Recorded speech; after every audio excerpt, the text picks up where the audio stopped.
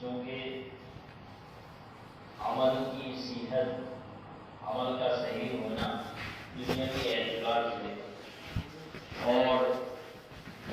اخروی اعتبار سے اللہ کے یہاں اس کا مقبول ہونا، یہ موقوف ہے صحیح علم پر، کسی بھی عمل کے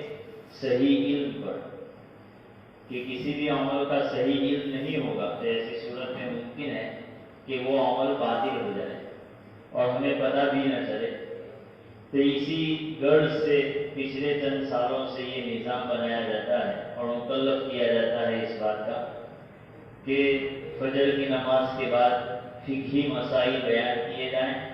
وہ مسائل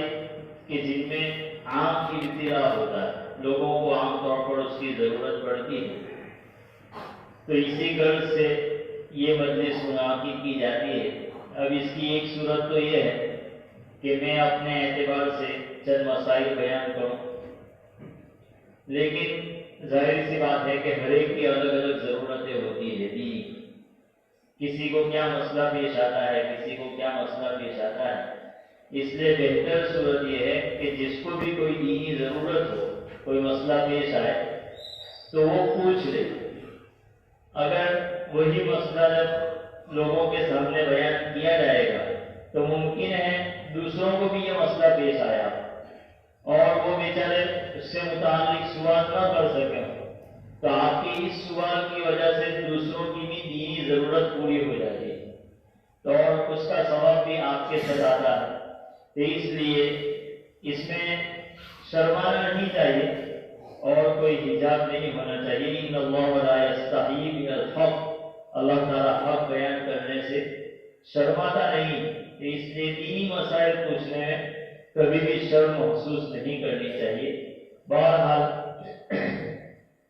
پہلے وہ مسائل بیان کیے جاتے ہیں کہ جو اس مہینے سے متعلق اور جو عام طور پر لوگ پوچھتے رہتے ہیں۔ ایک تو یہ کہ روزہ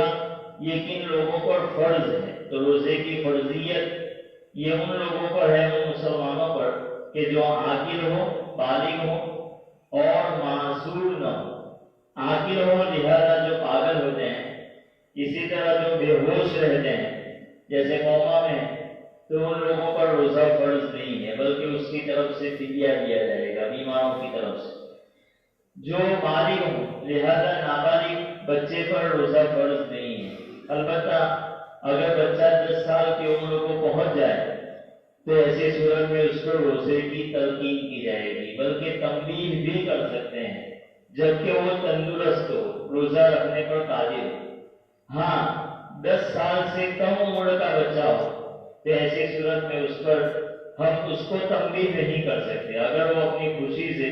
روزہ رکھ لے تو فبیہا، ورنہ دوسرے بچوں کی دیکھا دیکھی والدین اپنے بالکل چھوٹے بچوں سے جو روزے رکھواتے ہیں یہ صحیح نہیں ہے۔ لہذا 10 سال کی عمر کو پہنچ جائے یا اس سے بڑا ہے تو پھر اس کو تلقین کی جائے، اس سے کم 10 سال کی عمر سے کم کا بچہ ہو تو ایسی صورت میں زبردستی نہ کی جائے، وہ خوشی سے رکھے تو فبیہا۔ معذور نہ ہو لہذا جو بیمار ہیں اور کسی ماہر ڈاکٹر نے ان کو روزہ رکھنے سے بھی منع کیا ہے تو ان کے لیے گنجائش ہے وہ بعد میں قضا کر لے، جب بھی صحت یاب ہو جائے اس وقت قضا کر لے۔ لیکن وہ بیمار کہ جو دائمی مرض میں مبتلا ہے، یعنی اب ان کو اپنی اس بیماری سے شفا حاصل ہونا، یہ غالب یہ ہے کہ اب وہ صرف شفایاب نہیں ہوں گے۔ بعض بیماریاں ایسی ہوتی ہیں کہ وہ قبر تک رہتی ہے اور اس بیماری کے ہوتے ہوئے آدمی بھوکا نہیں رہ سکتا ہے، روزہ نہیں رکھ سکتا ہے، تو ایسی صورت میں ان کے لیے یہ گنجائش ہے کہ وہ ہر روزے کی طرف سے فدیہ ادا کر دے۔ بہت سے لوگ فدیے سے متعلق پوچھتے رہتے ہیں، تو یاد رکھنا چاہیے کہ فدیہ صرف ان روزوں کی طرف سے دیا جائے گا کہ جو جس کے رکھنے پر آدمی قادر ہی نہ ہو آئندہ۔ اگر وقتی طور پر کوئی بیماری پیش آ گئی اور روزے چھوٹ گئے تو اس کا کوئی فدیہ نہیں ہے بلکہ اس کی تو قضا ہی کرنی پڑے گی۔ فدیہ صرف ان روزوں کی طرف سے دیا جائے گا کہ جو اس وجہ سے چھوٹ گئے، ایسی بیماری کی وجہ سے جو دائمی ہوتی ہے. تو اگر کوئی آدمی ایسا مریض ہے کہ اب شفا یاب ہونے کی امید نہیں ہے،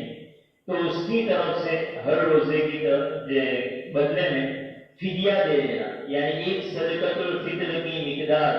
اناج دے دیں یا رقم دے دیں، تو یہ صحیح ہے. ایک روزے کی طرف سے ایک صدقۃ الفطر. اسی طرح ہم جو مسافر ہوتے ہیں، جو شرعی سفر میں نکلے ہوئے ہوتے ہیں، تو ان کے لیے بھی گنجائش ہے کہ وہ روزہ نہ رکھیں اور بعد میں اس کی قضا کر لیں. البتہ روزہ رکھ لینا رمضان کے اندر یہ ان کے لیے بہتر ہے. تو یہ جو ہے معذور نہ ہو، یہ جو شرط ہے اس کی وضاحت ہے. اسی طرح جو عورتیں ایام میں ہوتی ہیں حیض کے اندر یا نفاس کے ایام میں، تو ان کے لیے بھی گنجائش ہے، اور ان کے لیے جائز ہی نہیں ہے کہ وہ ابھی روزہ رکھیں، بلکہ بعد میں جب خون بند ہو جائے تو اس کے بعد وہ ان روزوں کی قضا کرے گی. اللہ تعالیٰ ہمیں صحیح علم عطا فرمائے.